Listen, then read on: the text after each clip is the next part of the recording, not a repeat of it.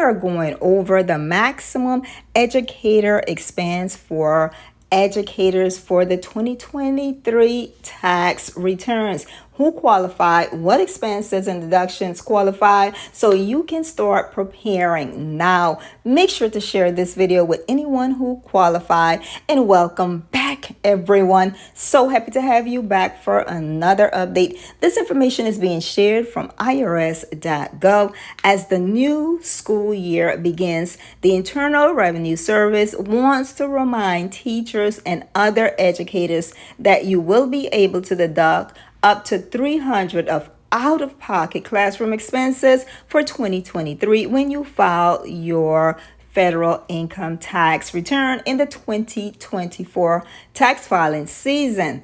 Now, this means that an eligible educator can deduct up to $300 of qualifying expenses paid during the year.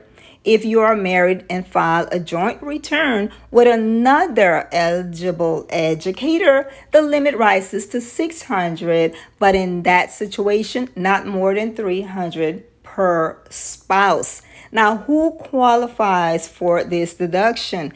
Educators can claim this deduction even if you take the standard deduction. Eligible educators include anyone who is a kindergarten through grade 12 teacher, instructor, counselor, principal, or aide who worked in a school for at least 900 hours during the school year. Both public and private school educators qualify for this deduction.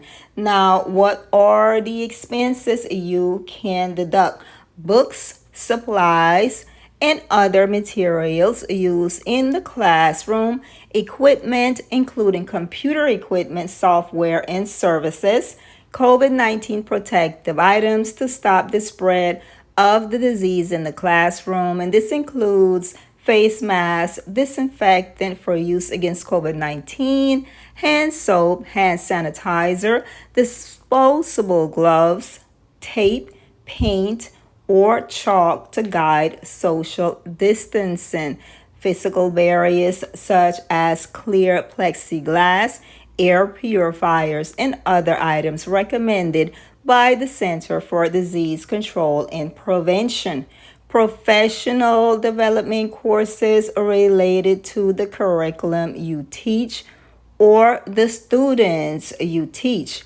But the IRS cautions that for those particular expenses that I just stated, it may be more beneficial for you to claim another educational tax benefit, especially the lifetime learning credit.